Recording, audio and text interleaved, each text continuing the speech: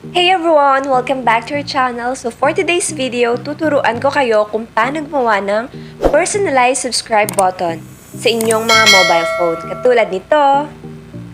So yun guys, andito na tayo ngayon sa ating Kind Master. Ang first step natin is kukuha tayo ng ating background. Punta tayo sa media, background, then select natin yung white, then check. Then, tap natin ang ating background and konting expand. Mga 12 seconds siguro. Pwede na yan. Kailangan kasi natin guys, green background. Papalitan natin siya ng kulay.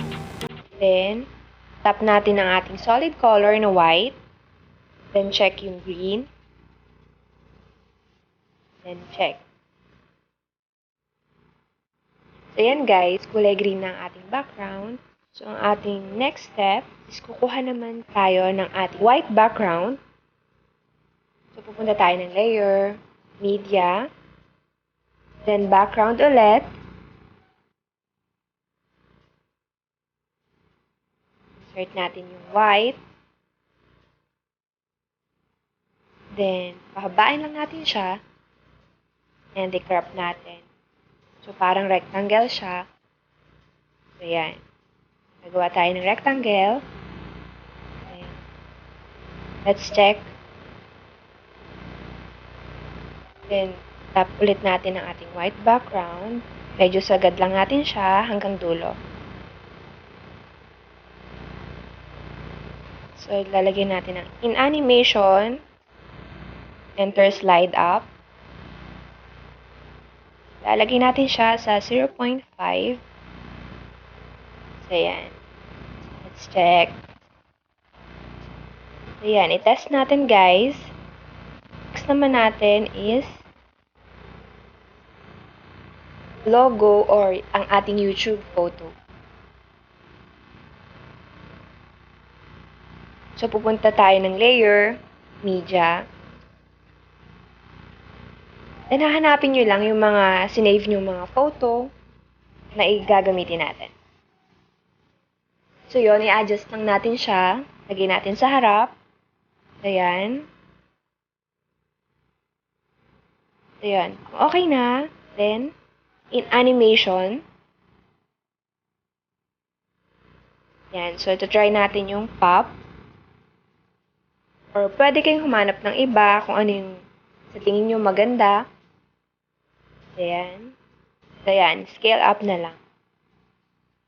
Then, isasagad natin siya sa 0.5 para medyo mabilis. Then, check. So, yun. Depende naman sa inyo, guys, kung ano yung gusto nyong speed. So, yun. Test natin. Ganyan. Okay na.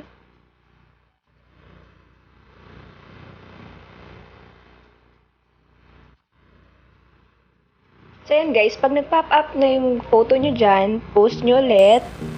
Post nyo, then, ang susunod naman natin gawin is channel name.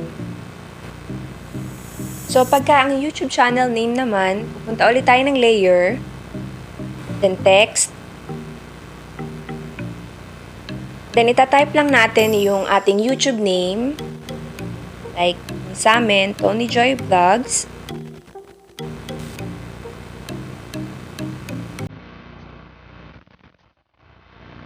So, change lang natin ng color. Yan, black. Then, ang font.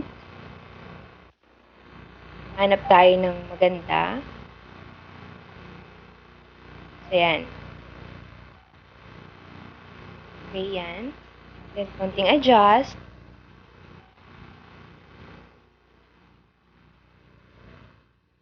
So, yan. Sasagad lang natin siya hanggang dulo.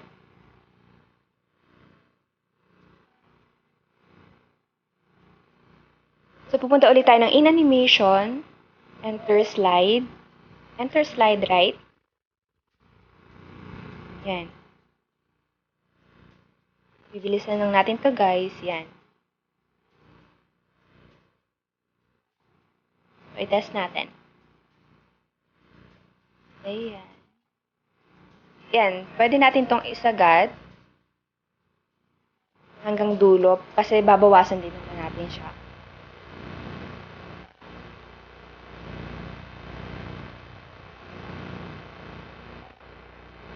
Ayan guys, try natin ulit. Then yun, pagkatapos naman yan, kukunin naman natin ang ating green screen subscribe button.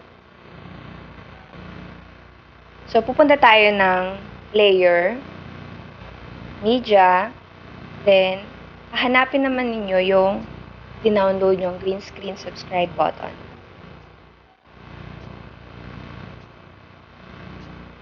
So, ito yun guys. Then, pipindutin natin ang chroma key. Enable lang natin siya.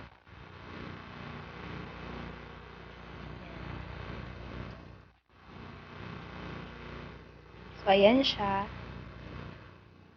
Medyo i-adjust lang natin para hindi makita yung green.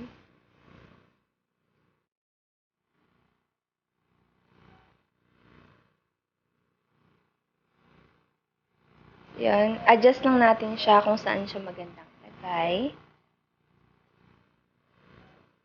So, pwede natin siyang lakihan. Yan. So, kayo nang bahala. Select natin, guys.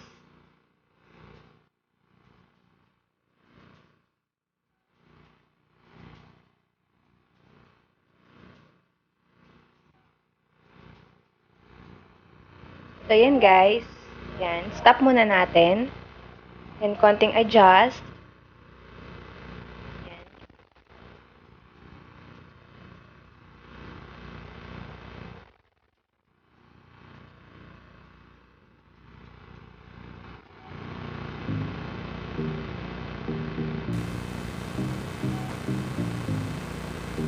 Then, yung photo natin, ikakat naman natin. Simula dyan.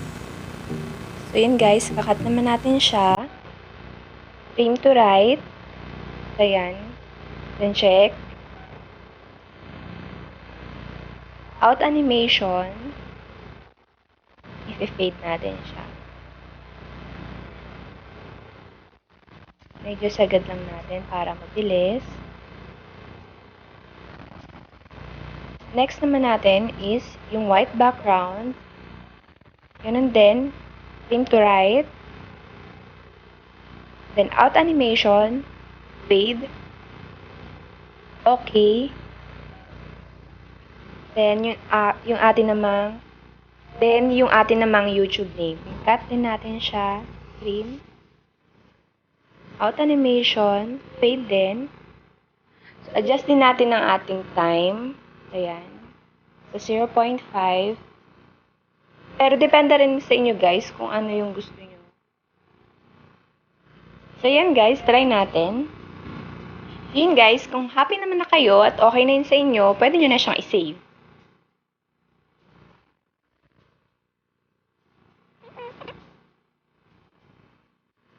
Okay, paano naman natin lalagay ang ating subscribe button? So, first, pupunta tayo ng layer. Then, hahanapin natin yung ating ginawa na subscribe button. Adjust lang natin.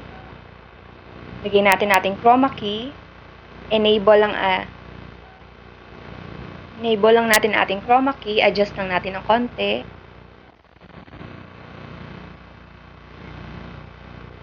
Adjust lang natin kung saan natin gustong ilagay.